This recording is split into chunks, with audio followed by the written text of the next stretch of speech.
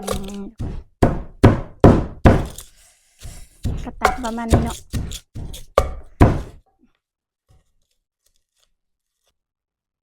ทุกคนสะพอนก็มาล้างพักแล้วก็จัดจานแล้วก็จังเที่อันนี้ ต่ำเท่านั้นทุกคนนี่ทุกคนมีมะเขือนำได้ทุกคนมะเขือเปาะมะเขือน้อยเองนะทุกคน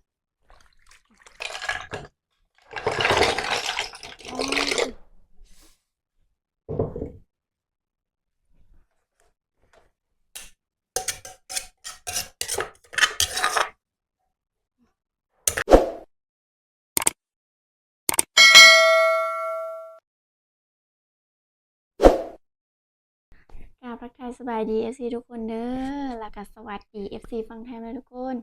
วันนี้ก็มาพบกับสาวผู้ไทยคือเก่านะทุกคน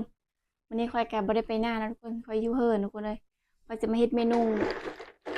นี้ทุกคนเขาจะมาต้มหอยแล้วก็ตำนะทุกคนตำนะทุกคนอันนี้ก็คือหอยธรรมศาสตร์เด้อทุกคนบ่ได้เลงบ่ได้หยังเด้ออันนี้นะเพราะว่าเราไปเก็บเอาอยู่ตามไร่นานะทุกคนเนาะงามแบบนี้เลยทุกคนไปเก็บเอาตอนฝนตกเมื่อวานนี้ทุกคนได้ประมาณนี้เนาะอันนี้คือหอยโก้งในบ้านคอยนะทุกคนหรือว่าหอยขี้กระต่ายเองนะทุกคนนี่แบบนี้เลยกำลังเป็นตะกินทุกคนได้บ่หลายทุกคนมันก็ค่อนข้างแบบบันก็ยากอันบ่มีแล้วเนาะหลายคนหาเด้ทุกคนเจ้าหาไปขายนะทุกคนเนาะมันก็เลยอึดในช่วงนี้นะทุกคนเราก็มาล้างก่อนนะทุกคนเนาะทุกคนก่อนสิไปห้ามเบิ่งครับส่งกับฝาก FC กดไลค์กดแชร์กดติดตามช่องสะพอนเด้อเพื่อเป็นกำลังใจในการที่คลิปนะทุกคนสะพอนก็มาล้างหอยกันนะทุกคนอันนี้คือเขาเซได้คืนนึงนะทุกคนเขาจังมานะแบบเซให้ขี้ดินมันออกก่อนนะทุกคนเนาะให้มันคายดินขี้ดินออกก่อนเลยก็ยังมีอยู่เลยทุกคน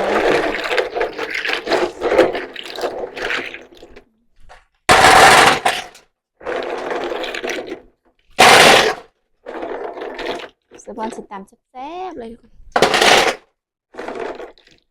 ตำทั้งเปลือกเลยทุกคน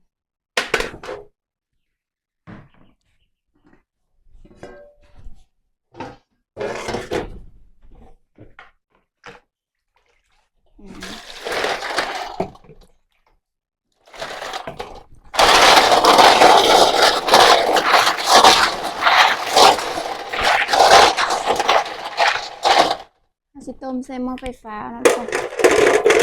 เพราะว่าอะไรดัง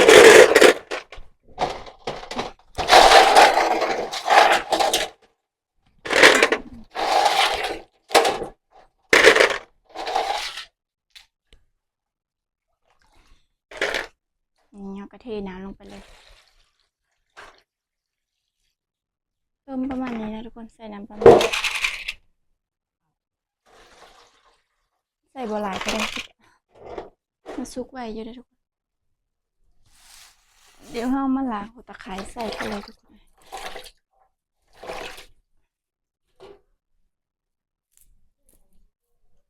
แล้วก็มีแต่ใส่เกลือนะทุกคนต้มใส่เกลือแล้วก็ใส่ใบตะไคร้ประมาณนี้นะทุกคนเดี๋ยวเกลือมาใส่ก่อน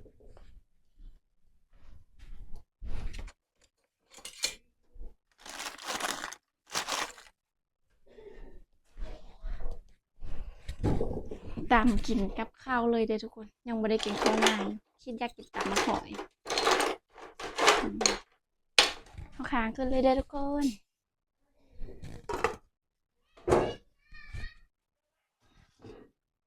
เดี๋ยวเซฟไฟก่อนเดี๋ยวรอต้มหอยประมาณจัก2-3 นาทีแล้วทุกคนเดี๋ยวเรามาเบิ่งน้ำกันอีกเท่านึงแล้วทุกคนเนาะ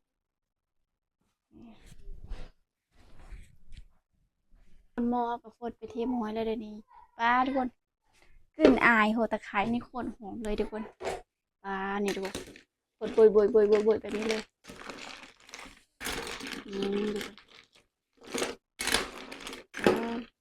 เดี๋ยวเราตักขึ้นใส่จานก่อนทุกคน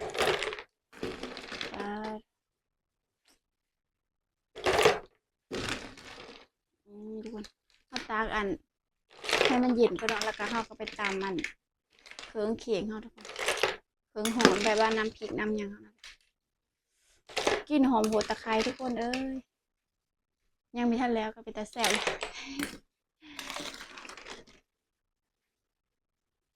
อืม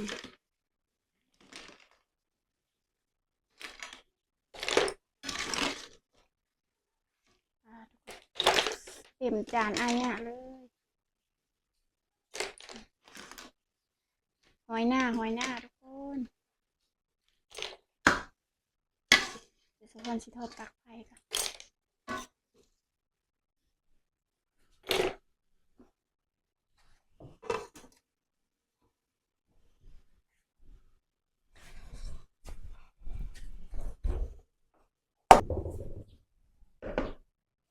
ปลาทุกคนเกล็ดมันก็ออกอะไรทุกคนเกล็ดมันออกแต่โน่นเลยทุกคนเลยนะทุกคนวันนี้ก็สะพอนกับซีมาตามมักพริกก็เนาะตามมักพริกห้าตามน้ำจิ้มมันเลยสูตรเด็ดเลยเราต้องใส่มักพริกหลายๆนะทุกคนมันจะแซ่บ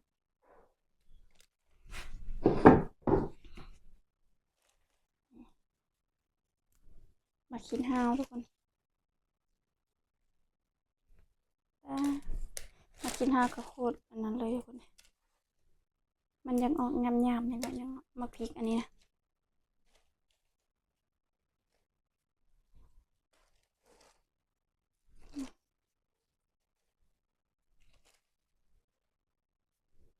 ใส่ไปเลยทุกคนเดี๋ยวใส่อีกจักหน่อยเนาะเพราะว่าหอยเขาก็หลายเติบเลยทุกคนถ้าตามบทเพลงก็ยันมันก็แซ่บนะทุกคน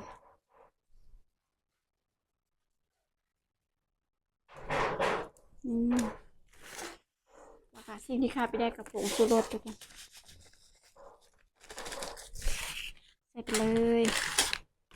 แล้วก็น้ำตาลนี่นะทุกคนใส่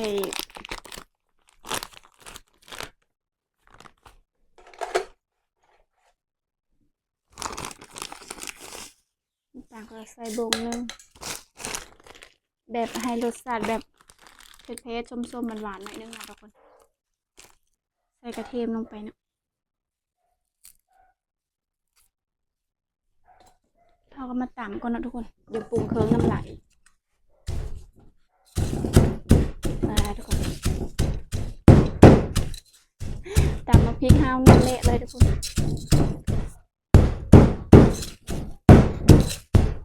ตำมันเละก่อน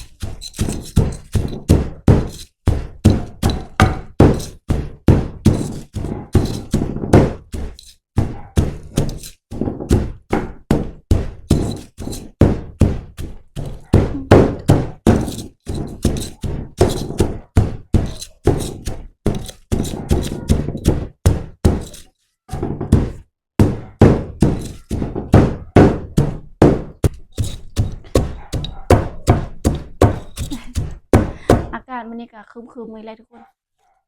มื้อเช้าเนี่ยแดดจ้าจะเจอทุกคนในบัดตอนเที่ยงแล้วก็คือฝนสิตกเลยแบบเอาในเนาะทุกคนจะว่าฝนสิตกอีดีจักทุกคนเลยน้ำท่วมก็สักกะลงเมื่อวานนี่ทุกคนอยู่หน้าคนนะวันนี้ก็สิตกอีกเพราะว่า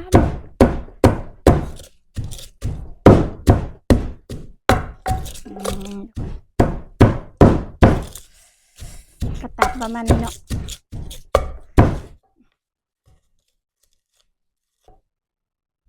เดี๋ยวเรามาใส่อันนั้นก่อนทุกคนแหละล่ะใส่มะนาวลงไปก่อน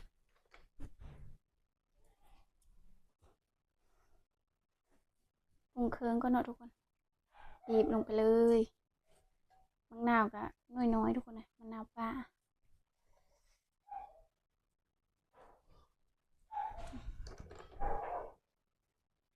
น้อยเท่านี้เองแต่ว่าเป็นน้ำนะทุกคน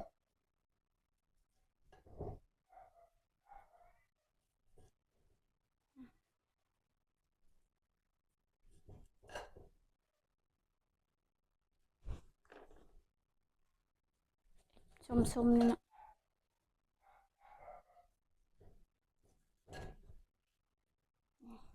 ดี๋ยวบ่พอเดี๋ยวใส่ไหมใส่น้ำปลาก่อน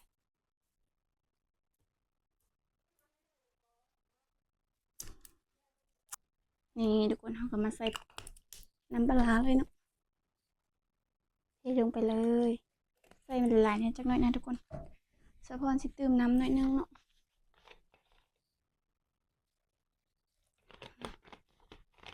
นี่ทุกคนลืมล้างผักเดี๋ยวสะพอนไปเอาผักก่อนเนาะเดี๋ยวเราไปล้างผักอันนี่ผักเขาก็ทุกคนไปล้างผักเข้าท้องผักอันผักหอมเปรย์ก่อนทุกคนนี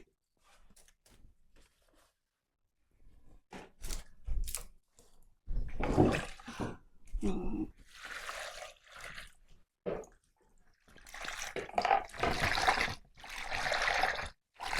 แล้วทุกคนตามแล้วก็เขาสิใส่ผักอันนี้น้ำเนาะไปซอยใส่เลยทุกคนเลยใบขิงก็มีเลยทุกคนมะเขือมะแขวนก็มีผักยูสอันส่วนโคมีเบิดทุกคน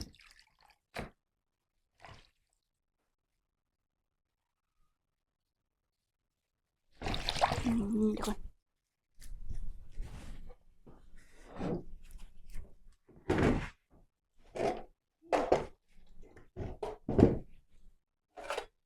ใส่แบบนี้เลย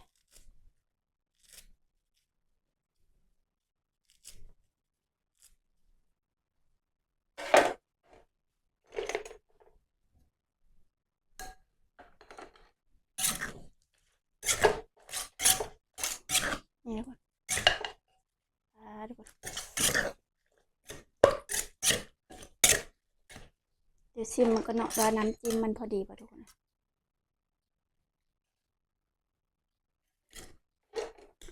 แซ่บแล้วทุกคนเดี๋ยวเอามะหอยลงมันลงมันหน่อยเลยเดี๋ยวทุกคนเอาสิเอาเกล็ดมันออกเลยเนาะ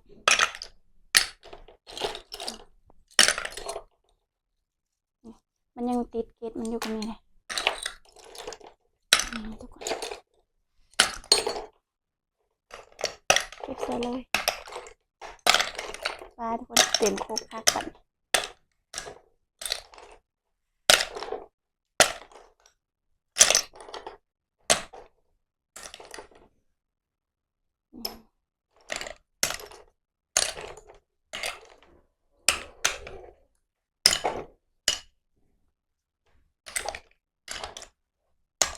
ก่อนหน่วยใหญ่ๆเลยทุกคนเลย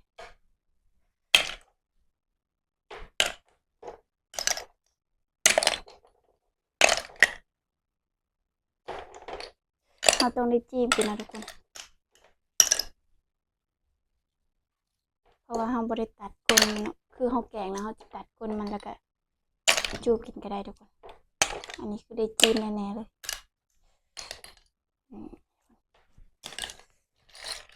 มาทุกคนตำกันเลย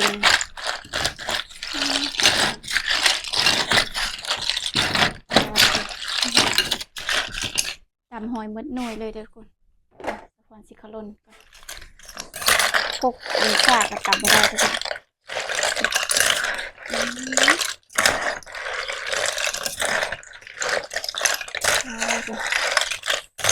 น้ำจิ้มเข้ากับหอยทุกคนเปิดจุดแซ่บเลย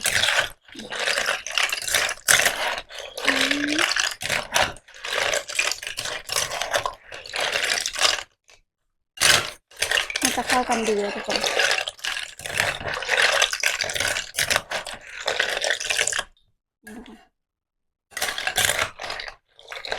จ้าทุกคนจะกินแล้วเดี๋ยวเรามาจัดฉากจัดอย่างกระโดดทุกคนนะเดี๋ยวสิเทใส่จานเลยทุกคนนะทุกคนสะพอนก็มาล้างพักแล้วก็จัดจานแล้วก็จังเทอันนี้ ต่ำเท่านั้นทุกคนนี่ทุกคนมีมะเขือนำได้ทุกคนมะเขือเปาะมะเขือน้อยเองนะทุกคนพักเข้ากันมีพักข้าวทองพักอย่างทุกคน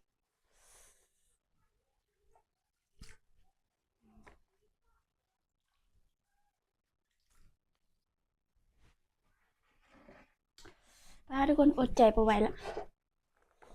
อืมเดี๋ยวเทลงไปเลยเด้อทุกคน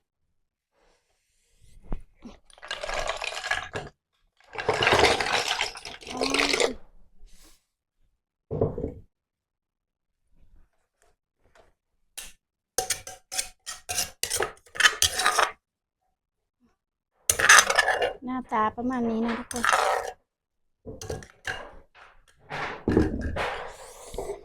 ทุกคนผักกาดเฮากะเดี๋ยวจะพอนไปหาไม้จิ้มก่อนนะทุกคน แล้วก็ลงมือกินเลยนะทุกคน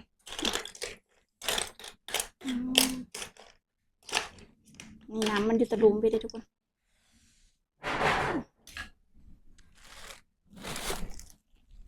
มาทุกคนกินเลยเนาะไปแล้วก็กินคันนี้เลยทุกคนนี่ทุกคนน้ำเยิ้มๆเลย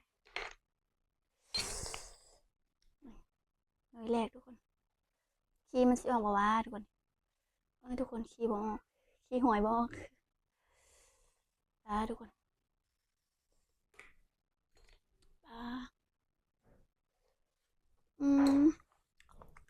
กินกับข้าวเลยทุกคนกับข้าวเหนียวกินง่ายอยู่ง่ายทุกคนมาเอฟซีกินน้ำกันเด้อถามเขาก่อน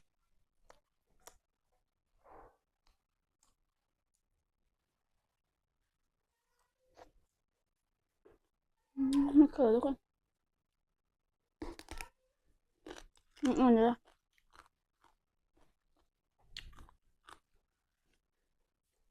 เฮ็ดเองกินเองนะทุกคน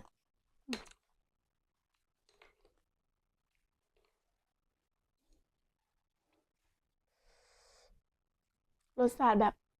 เผ็ดน้อยๆนึงทุกคนละค่ะผมก็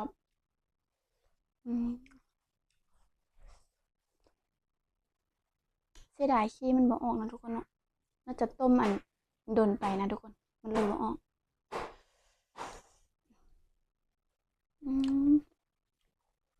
โคตรแซ่บเลยทุกคน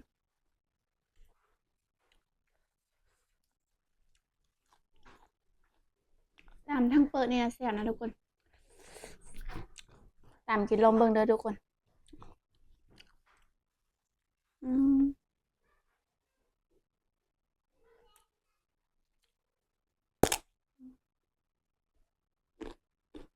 ครับ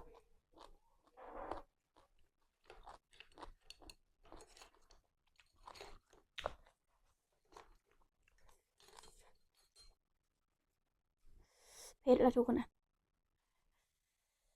นี่โดน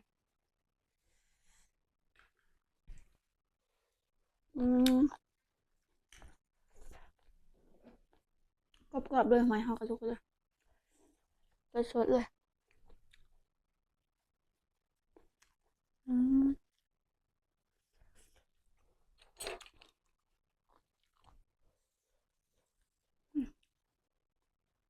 โอ้ยใหญ่ๆทั้งหมดทุกคน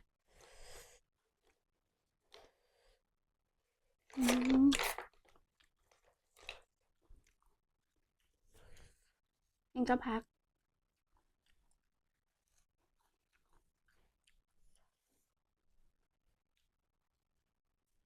นี่คือผักอย่างนะทุกคน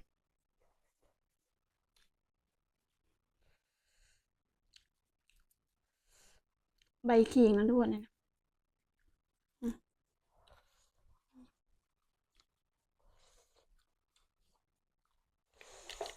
ใส่ลาบเท่ากับแซ่บเลยทุกคนหอยนะ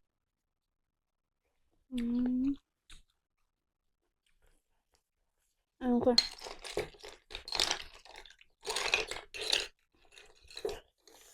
ชดน้ำก่อน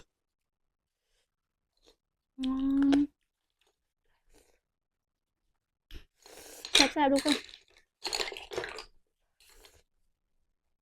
ทุกคนคลิปนี้กับสะพอนกับสิได้จบเพียงช่ำนี้นะทุกคนเนาะสะพอนขอตัวไปกินข้าวก็แล้วทุกคนขอบใจ FC เด้อที่ตามรับชมแต่ต้นจนจบนั่นแหละทุกคนคลิปนี้ก็บ๊ายบายพบกันใหม่คลิปหน้านะทุกคน